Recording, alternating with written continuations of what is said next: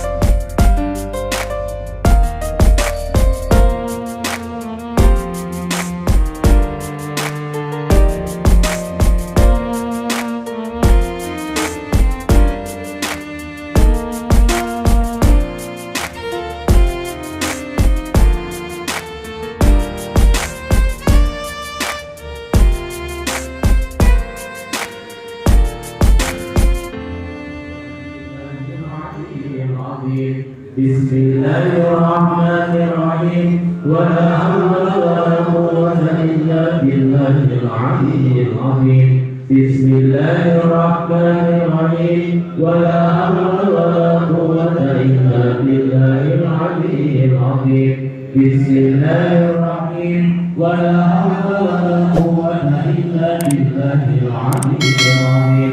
Bismillahirrahmanirrahim. Wala hawla wala quwwata illa billahil aliyyil azim. Rahmanirrahim. Bismillahirrahmanirrahim. Bismillahirrahmanirrahim. Bismillahirrahmanirrahim. Bismillahirrahmanirrahim. Bismillahirrahmanirrahim. Alhamdulillahirabbil alamin. Al-hadiyah ni'mah al-adimah, ni'matul iman wal islam wal fursa wal sihah. Usalli wa usallimu ala sayyidis sadat sayyidina wa maulana Muhammadin wa ala alihi wa sahbihi ajma'in. Allahumma nawwir qulubana bil iman, Allahumma nawwir qulubana bil islam, Allahumma nawwir qulubana fi mahabbatin Nabi sallallahu alaihi wasallam. Allahumma kama jama'tana fi hadhihi al-lailati al-mubarakah, ijma'na ya rabbana sayyidina wa habibina wa qurrati a'yunina Muhammad wa ala alihi wa sahbihi fi jannatihi al-abrar. Alhamdulillahirabbil alamin. Pada malam hari ini kita bisa berkumpul di mushola. Kita diberikan kesempatan oleh Allah Subhanahu wa Ta'ala untuk bisa melangkahkan kaki kita. Mudah-mudahan kebaikan ini bisa mengantarkan kita semuanya yang ada di sini, khususnya ke dalam surganya Allah Subhanahu wa Ta'ala. Dan mudah-mudahan kebaikan kita di sini bisa menjadikan keberkahan bagi anak-anak kita, dijadikan anak-anak yang baik, anak yang soleh-solehah, yang bisa mengantarkan kami ke dalam surganya Allah Subhanahu wa Ta'ala. Kemudian salawat serta salam tercurahkan kepada baginda Nabi yang mulia yang agung, karena beliau kita tahu kebaikan, karena beliau kita mengetahui kebenaran, karena beliau kita menjadi umat yang paling baik, dan karena beliau kita dimudahkan oleh Allah untuk bisa masuk ke dalam surganya Allah Subhanahu wa taala. Mudah-mudahan semuanya yang ada di sini termasuk orang-orang pilihan Nabi Muhammad sallallahu alaihi wasallam yang bisa dikumpulkan dengan baginda Nabi kekasih kita Nabi Muhammad sallallahu alaihi wasallam. Kemudian kita akan lanjutkan kitab Fathul Ghayas. Kalau kemarin sudah kita bahas tentang iman kepada kitab-kitabnya Allah Subhanahu wa taala. Kemarin ada kitab Taurat, ada kitab Zabur, ada kitab Injil, ada kitab Al-Qur'an. Yang mana kitab kemarin itu Al-Qur'an adalah pedoman kita, yang mana Al-Qur'an ini hujjah, dalil, pedoman bagi umat Nabi Muhammad sallallahu alaihi wasallam. Semua ilmu itu ada di dalam Al-Qur'an. Semua ilmu itu ada di dalam Al-Qur'an. Baik ilmu sosial, ilmu pengetahuan alam, ilmu kedokteran dan lain sebagainya, ilmu agama, semuanya itu ada di dalam Al-Qur'an. Makanya daerah kalau umpama dulu masa kejayaan orang Islam yang ada di Spanyol, itu bagaimana ulama-ulama di sana itu ya, masa kejayaan Islam sampai di Eropa. Kemudian di situ runtuhnya kejayaan Islam, perpustakaan buku-buku orang Islam ya, itu dikumpulkan. Kalau umpama dikumpulkan, ditaruh di sungai, itu semuanya apa? Semuanya isinya buku-buku karya-karya orang Islam semuanya. Baik dalam segi ilmu matematika, mereka ilmunya lewat mana? Mereka menggali yang ada di dalam Al-Qur'an. Makanya saya katakan apa? Al-Qur'an ini pedoman kita umat Nabi Muhammad sallallahu alaihi wasallam. Para ulama tafsir, berapa tafsir yang sudah dikarang oleh para ulama? Ada tafsir lughawi, tentang yang dibahas itu bahasanya ya. Ada tafsir yang dibahas itu adalah tentang sosial, bagaimana makhluk sosial yang ada dalam Al-Qur'an itu. Dan banyak sekali macam-macam tafsir karangan para ulama, yang mana bukan satu kitab melainkan beberapa kitab, semuanya itu yang dibahas adalah Al-Qur'an. Bahkan ya, kalau kita belajar apa? Ilmu tib, ilmu kedokteran, ada tibbun nabawi juga apa?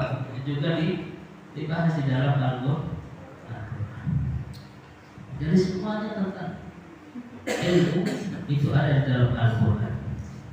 Oleh karena itu apa? Kalau dulu para ulama ada apa-apa, ada sesuatu, ada yang perlu kita butuhkan, mereka buka Al-Qur'an. Tapi kalau sekarang enggak.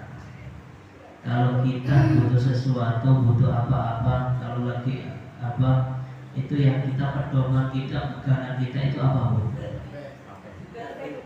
Status handphone. Pegangan kita handphone. Kangen sama suaminya, langsung pegang handphone. Ya. Lagi jenuh mau ngapain, pegangnya handphone.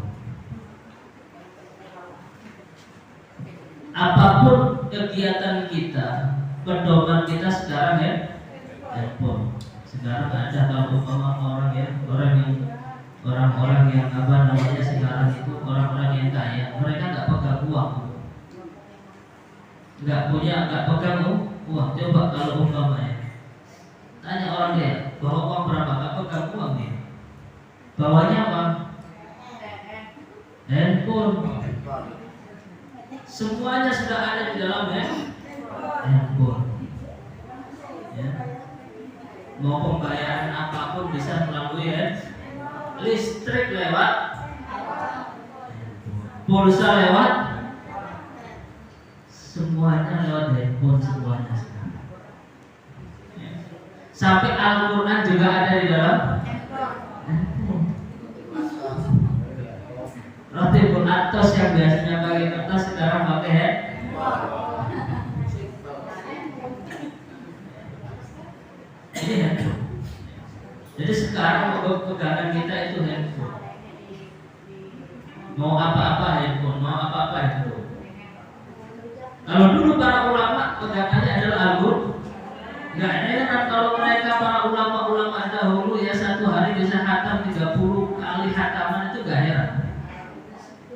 Kalau kita satu hari satu kali khataman bisa, Bu? Pada pengajian kemarin ingat saya. Kemarin saya minta satu hari minimal berapa? 15 menit. 15 menit dilakukan atau enggak? Lupa.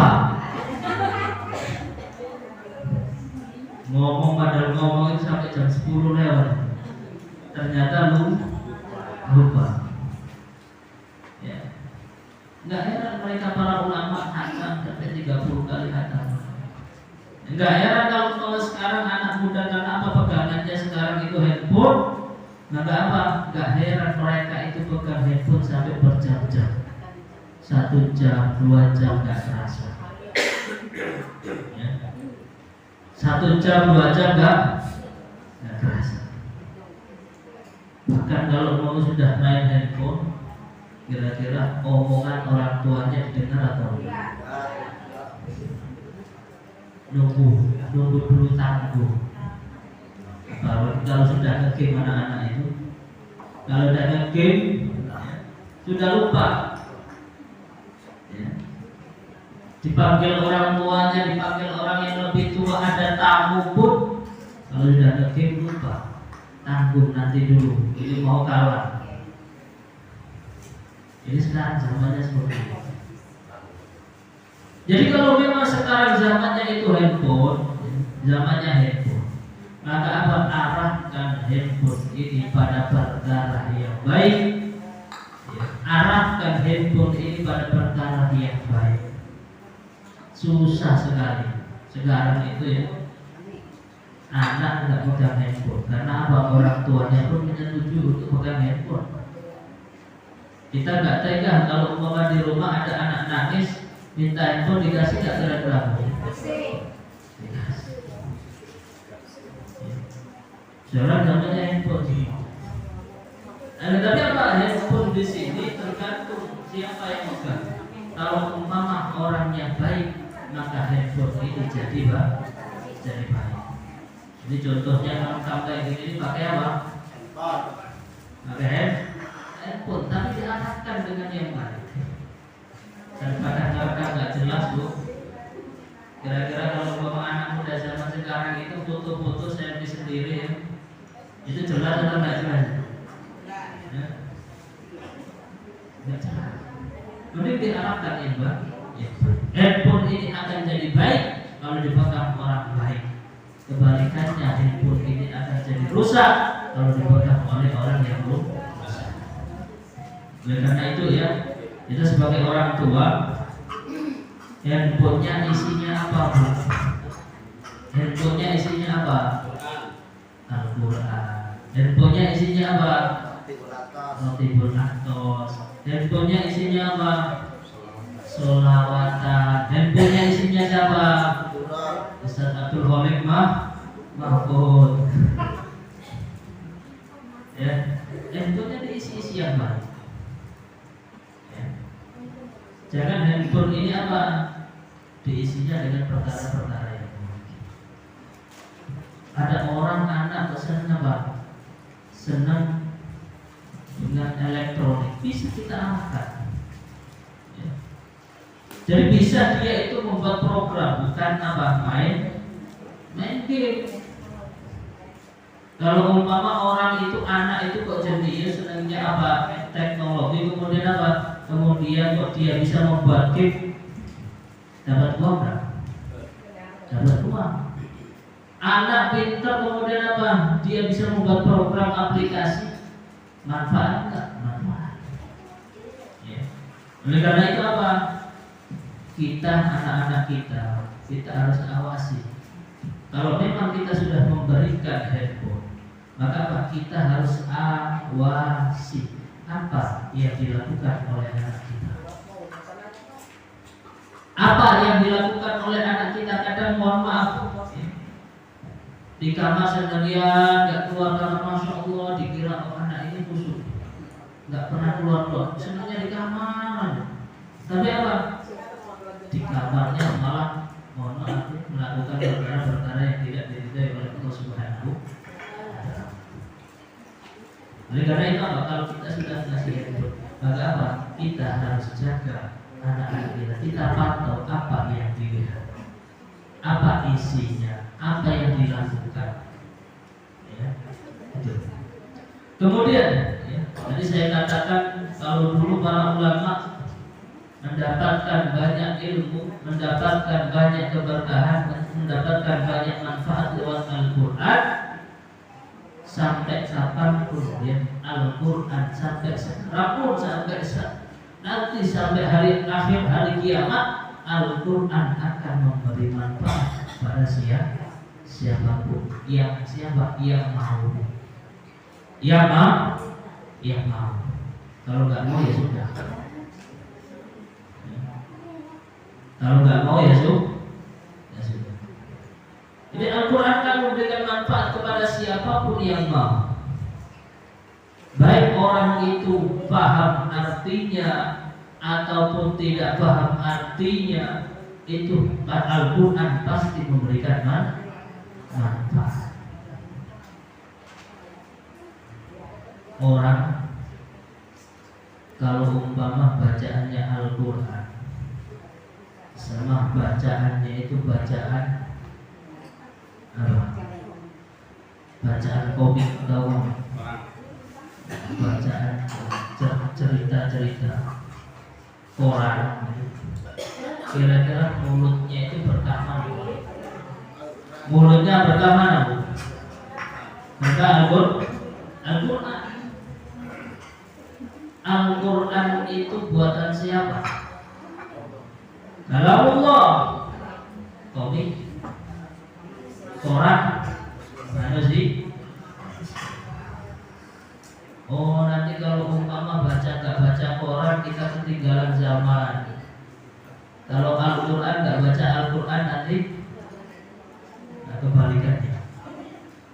Kalau nggak baca koran, nanti ketinggalan zaman. Kalau baca Al-Quran, nanti kayak orang kuno, seperti itu.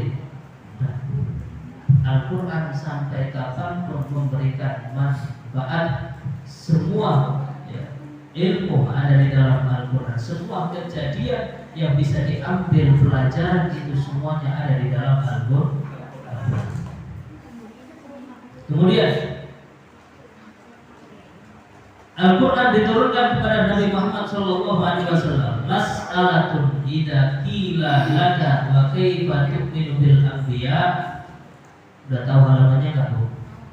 Kalau udah pegang kitabnya, dibuka halaman 16. Halaman 16. Bisa baca?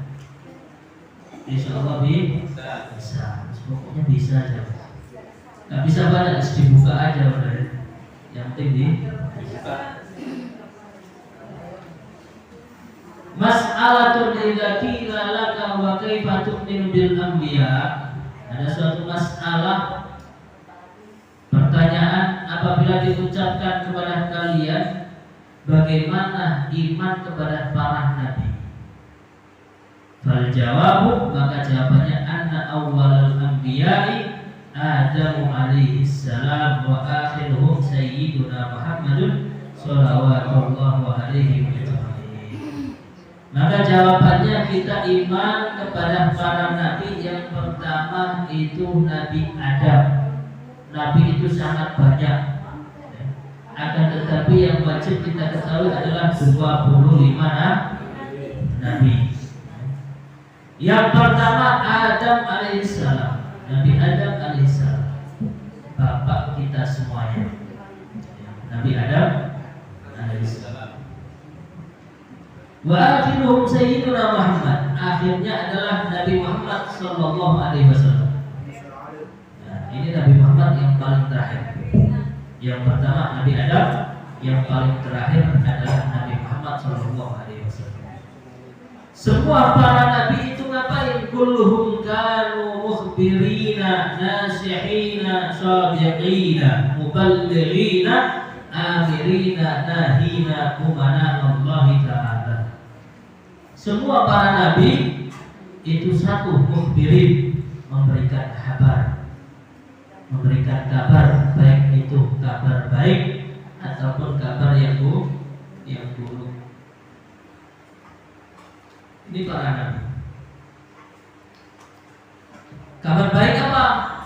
Ya, adanya surga, adanya nikmat surga, adanya nikmat kubur, adanya nikmat yang lain ketika sudah meninggal, adanya alam akhirat. Ya. Mukhbirina, semuanya dikabarkan oleh Nabi. Atau kabar buruk, adanya neraka, siksa neraka, ada siksa kubur, ada siksa pas waktu di hari akhir. Itu dikabarkan semuanya oleh para nabi. Nasihina, kemudian diberikan nasihat. Mereka semuanya para nabi itu memberikan nasihat yang baik. Supaya apa? Supaya kita semuanya termasuk ahli khair, ahli orang-orang yang baik, termasuk dikumpulkan oleh orang-orang yang baik.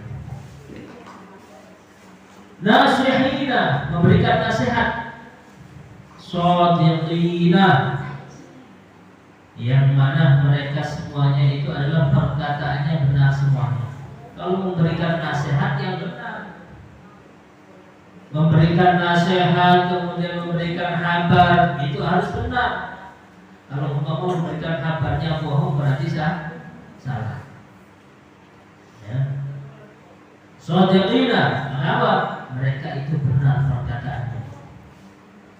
Muballighina, menyampaikan, disampaikan kepada para umat. Amirina, kemudian mereka memerintahkan. Nahina, kemudian mereka itu mencegah nahi munkar, mencegah kemungkaran. Nahina umana Allah Ta'ala maksumina, mereka semuanya itu juga dijaga oleh Allah Subhanahu wa Ta'ala, terjaga mereka. Umana Allah Ta'ala, yang mana mereka itu umana, yakin kepada Allah, yakin kepada Allah. Kita kan yakin nggak kita kepada Allah? Yakinnya berapa persen? Yakinnya berapa persen?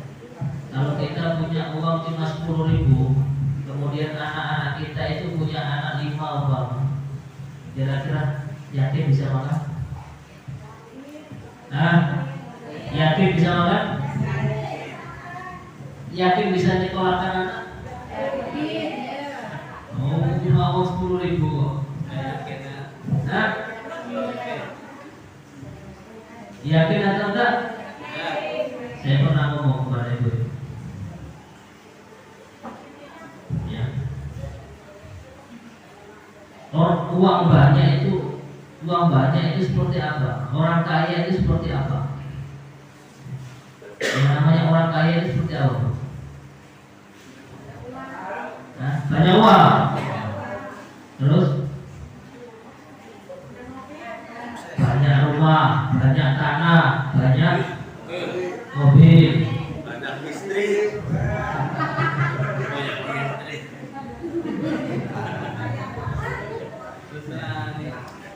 Itu pengertian ibu, benar atau salah? Benar atau salah? Yang namanya kaya, ghaniyah, cukup, itu namanya orang kaya. Orang yang merasa cukup itu namanya orang kaya. Diri saya kaya, saya cukup. Tapi kalau umpama orang fakir itu apa?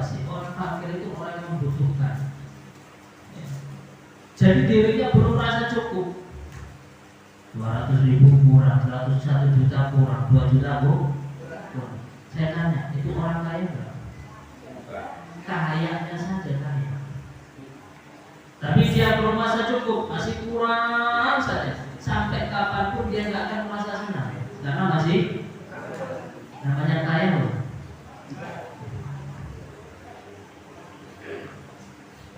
Makanya pas waktu saya tanya anak-anak, kamu kalau pegang uang 1 juta banyak nggak? Hah? Kalau ibu? Kalau anak itu banyak. Kalau ibu?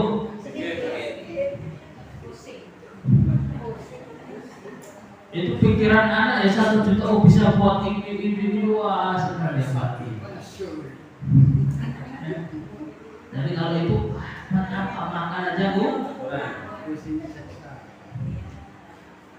Ini pemikiran. Jadi kalau umpama sampai kapanpun kalau kita merasa kurang, sampai kapanpun terus sama kok ibu ya ibu. Kalau umpama ada orang yang lebih kaya lagi, dia biasanya pegang uang berapa? Nah, uang 100 juta itu biasa. Kalau ibu uang 100 juta banyak? Bisa buat ini. Kalau orang yang lebih kaya bu 100 juta itu apa? Kok 100 juta dikit sekali ini buat beli apa? Buat mandi spa aja bu? Kurang, cukur rambut aja bu? Coba lihat. Ada orang yang biasa cukur rambut yang harganya sampai 50, beli tas aja sampai 100. Kenapa 100 juta itu nggak ada? Dalam artian apa? Ini beda pandangan. Bagaimana kita itu bersyukur, merasa bisa menikmati apa yang kita punya. Ini yang namanya kaya. Kemudian apa? Yang kedua, yang namanya kaya itu tadi saya katakan apa? Cukup. Cukup untuk dirinya dan bisa membantu orang. Itu namanya kaya. Orang hartanya sampai miliar, hartanya sampai triliunan, tapi nggak mau mengeluarkan uang 100.000 sama orang yang membutuhkan. Kira-kira kaya nggak? Kaya nggak? Saya punya uang 100.000, tak kasih 1.000. Kaya mana?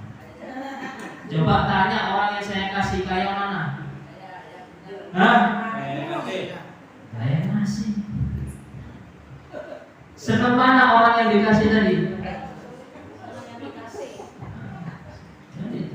Itu namanya orang.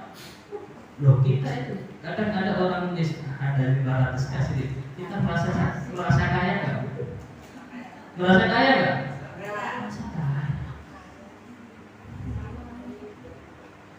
Ya. Jadi tadi yang ada itu kapasitasnya 1 juta, ada yang kapasitasnya 100 juta, ada yang kapasitasnya miliaran. Itu tergantung orangnya masing. Bagaimana pandangan dia? Dikira orang itu kalau umpama pendapatannya sudah 100 juta, itu kira-kira dia itu ya lebih-lebih, tidak sama aja. Sama saja habis. Makan juga sama makan. Punya rumah juga sama punya rumah. Mati pun sama-sama mati. Makan sendiri ya. Mau uangnya 100 juta, mau uangnya 100.000, mau uangnya 10.000, makanya cuma juga satu piring. Sama. Barangkali orang kaya mah 5 piring. Ya. Apa? Beda-beda pilihan.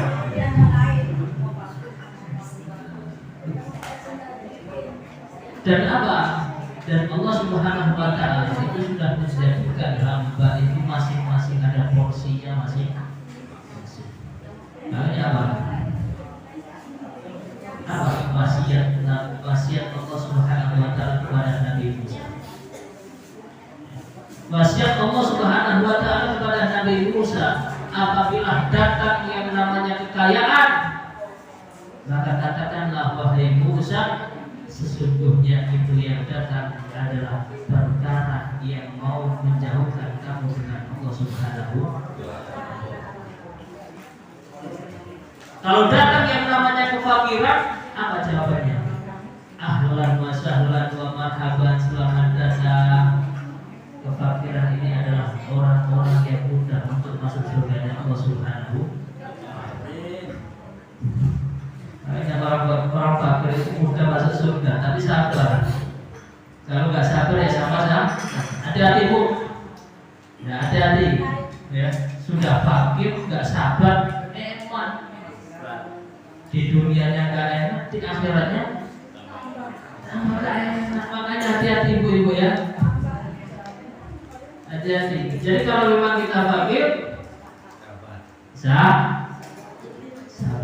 Kalau nggak sabar, eman dunia akhirat. Di dunia nggak enak, akhiratnya apalah?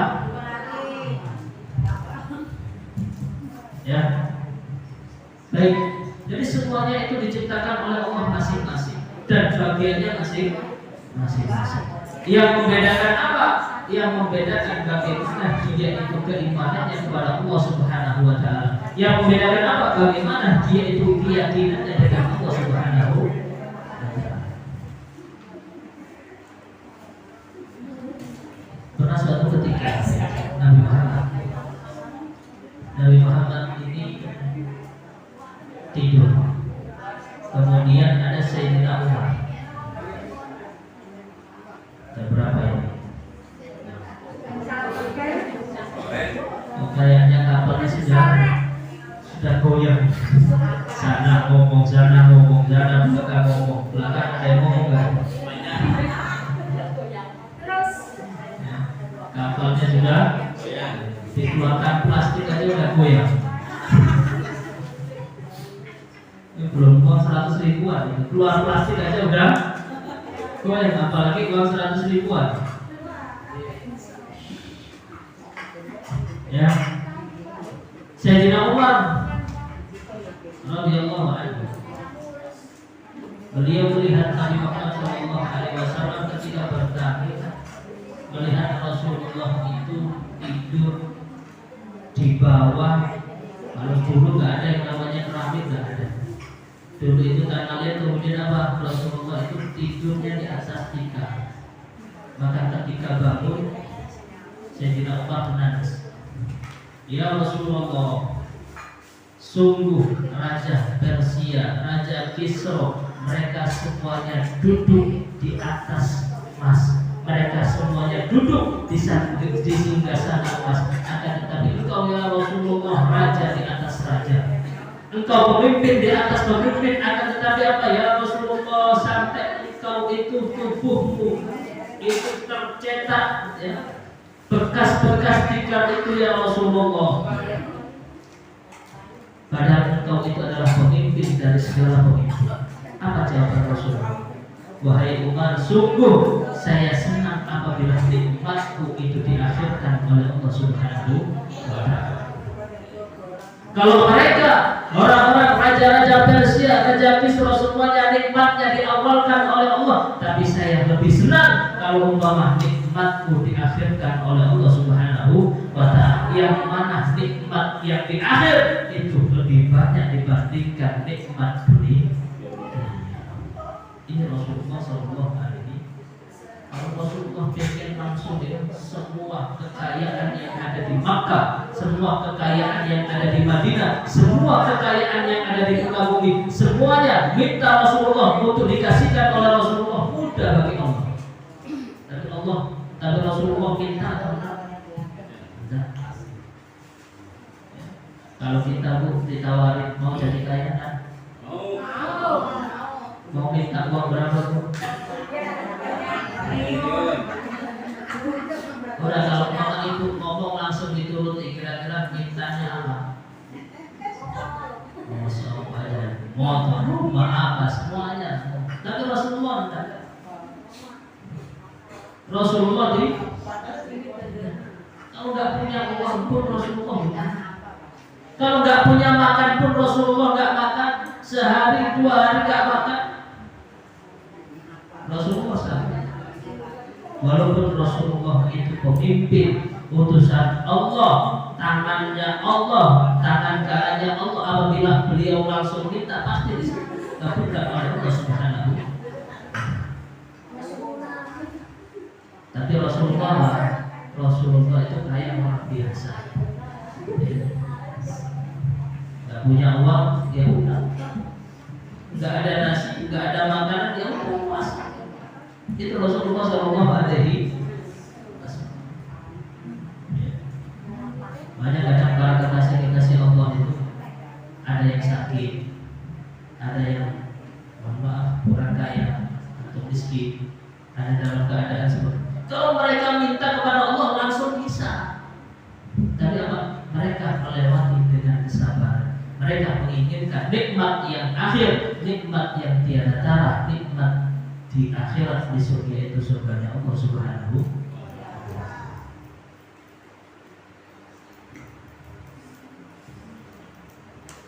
Contoh-contoh, ibu kalau sudah makan sate, kemudian dikasih sate, enak gak bu? Biasa saja. Biasanya makan tapi kalau ibu biasanya yang makannya tempe, asinan, kemudian dikasih pas waktu itu adha sate, wah enak gak bu? Nikmat gak? Ya itu besok kayak gitu. Kalau kita sudah merasakan nikmat dunia, besok di surga itu apa? Saya tidak rasanya. Dan orang keluar nikmatnya itu ada perjuangan. Orang keluar nikmatnya itu ada perjuangan. Coba ya Allah, pas waktu anaknya sukses ya Allah, dulu anak saya pas waktu yang kamu melahirkan kamu itu gak punya uang sama sekali.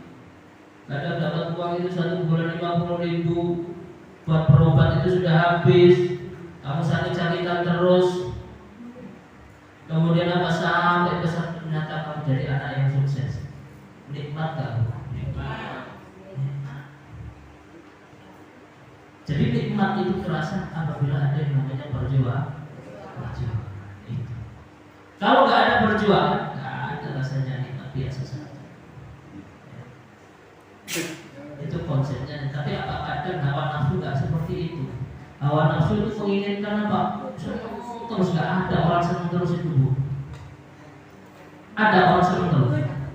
Yang ada apa? Orang support terus, masalah terus ya. Orang itu masalah. Di dunia itu masalah. Hidup itu juga masalah. Kalau nggak ingin masalah mati sudah. Yang namanya hidup itu masalah. Orang namanya orang hidup. Tapi apa? Kita bersabar, jalani. Oh, dikasih nikmat oleh Allah Subhanahu wa taala 100.000. Alhamdulillah. Oh, ternyata masih cukup dan bisa berbagi. Dibagikan kepada yang lain. Ya. Muballighina amrina nahina umana Allah Ta'ala. Umana Allah berarti apa? Percaya kepada Allah. Maksumina yang terjaga minaz zalal, dari kesalahan-kesalahan, wal kabair, dan dosa-dosa besar, ya, wal kabair, dan dosa-dosa besar. Mereka para nabi itu dijaga oleh Allah untuk dari melakukan perkara-perkara yang salah. Sampai saya katakan Nabi Adam itu ya, sering saya cerita, Nabi Adam itu tidak salah. Ya. Kalau umpama saya jadi Nabi Adam, tapi tidak mungkin. Kalau saya jadi Nabi Adam, saya ngomong kepada setan, iblis, udah gak usah ganggu saya, kamu tidur aja. Saya makan sendiri yang namanya al-khulud wa khuldi. Saya jalan khuld, saya makan yang namanya pohon khuldi itu saya makan sendiri. Kamu gak usah susah payah capek nyuruh saya, udah kamu diam saja tidur, saya akan makan sendiri. Benar seperti itu. Karena apa? Nabi Adam gak salah. Nabi Adam gak salah. Kemudian apa? Allah Subhanahu wa taala sudah mengumumkan kepada malaikat-malaikat Allah bahwa akan menurunkan seseorang, yaitu Nabi Adam, di muka bumi. sudah diumumkan oleh para malaikat-malaikat Allah, tapi ada proses. Prosesnya seperti apa? Masa Allah langsung masukkan ke bumi, ditaruh surga itu. Kemudian apa? Ada namanya iblis. Tugasnya iblis apa? Goda terus. Akhirnya apa? Oh, tergoda, akhirnya apa? Ujung-ujungnya masuk ke bumi. Diturunkan oleh Allah ke bumi. Sampai kapanpun akhirnya apa? Manusia ini dengan iblis, dengan setan itu bertengkar. Kalau umpama ya kita mengikuti setan, ya udah, berarti apa? Kita masuk neraka. Kalau kita nggak ngikutin setan, nggak ngikuti hawa nafsu kita yang dimasuki oleh setan, kita masuknya ke surga. Itu hikmahnya seperti itu. Tapi yang jelas Nabi Adam nggak melakukan kesalahan. Memang itu kehendak Allah bahwa apa? Nabi Adam itu memang tujuannya ditaruh di bumi. Wa khalaqtul jinna wal insa illa liya'budun. Allah Subhanahu wa taala berfirman dalam Al-Qur'an, "Saya tidak menciptakan manusia jin kecuali mereka itu untuk beribadah kepadaku," kata Allah. Jadi turunkan di bumi untuk bagaimana dia bisa ibadah dengan Allah.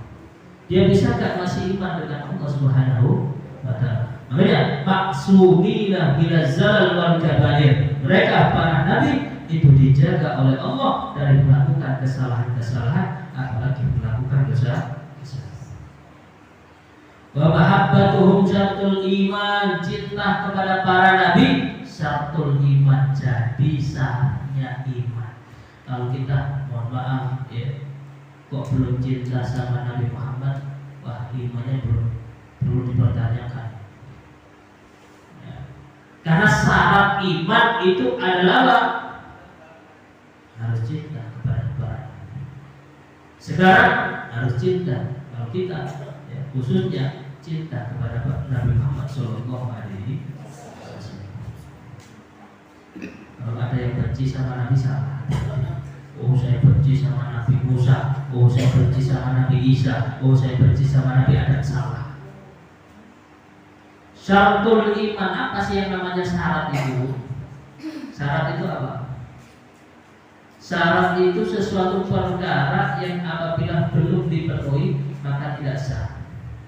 Itu namanya sah. Tidak boleh. Ini pokok, kalau namanya syarat itu pokok. Sebelum kita melakukan sholat itu ada syarat-syarat sholat. Kita nggak boleh melakukan sholat kalau syaratnya belum terpenuhi. Itu namanya syarat. Kita nggak bisa yang namanya iman kalau kamu belum cinta kepada para nabi, khususnya Nabi Muhammad Sallallahu Alaihi Wasallam. Cinta nggak bu? Cinta nggak bu? Mana cintanya? Cinta nggak bu? Mana cintanya?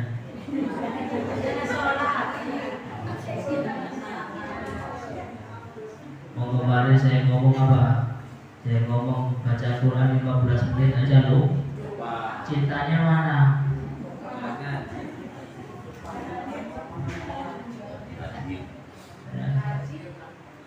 Jangan lupa untuk menyebut nama Nabi Muhammad Sallallahu Alaihi Wasallam. Mulut kita jangan lupa, ya.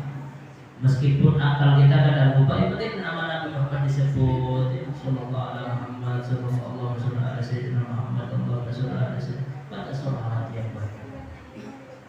Bukti bahwa apa? Kita cinta. Buktinya apa? Namanya saya sebut terus. Namanya saya sebut. Buktinya apa? Kelakuan tingkah lakunya saya lakukan. Saya menutup aurat, saya sholat sudah jamaah, saya ngaji. Buktinya apa? Saya melakukan apa yang dicintai oleh Nabi. Oh, kalau sholat itu jamaah, oh, kalau sholat pakai siwak, oh, pakai kalau umpama ngaji yang wangi dan lain sebagainya. Itu bukti cinta kita kepada Nabi Muhammad Sallallahu Alaihi Wasallam. Wa bughduhum kufrun.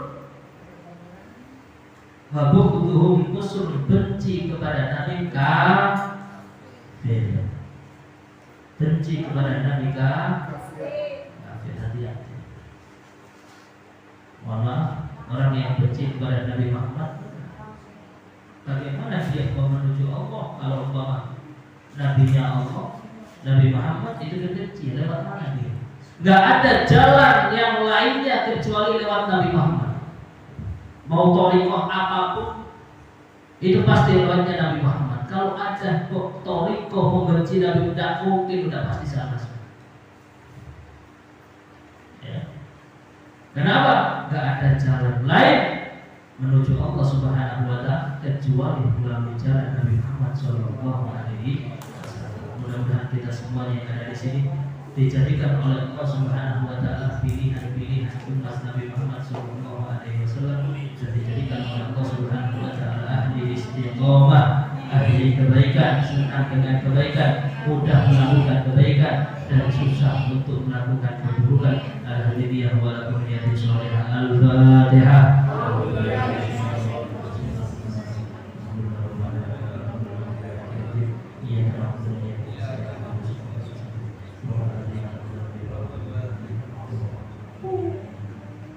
Ada pertanyaan ibu? Cukup jam 10. Assalamualaikum warahmatullahi wabarakatuh. Terima kasih kepada Kiai Haji Besar MSME yang sudah memberikan pengertian tentang dari Rasulullah untuk pedoman kita dalam beribadah kepada Allah Subhanahu wa Ta'ala, untuk meningkatkan keimanan kita kepada Allah Subhanahu wa Ta'ala dan Rasulnya Muhammad SAW. Baik, kita tutup dengan doa yang akan dipimpin oleh Ustaz Jeff kepada kita.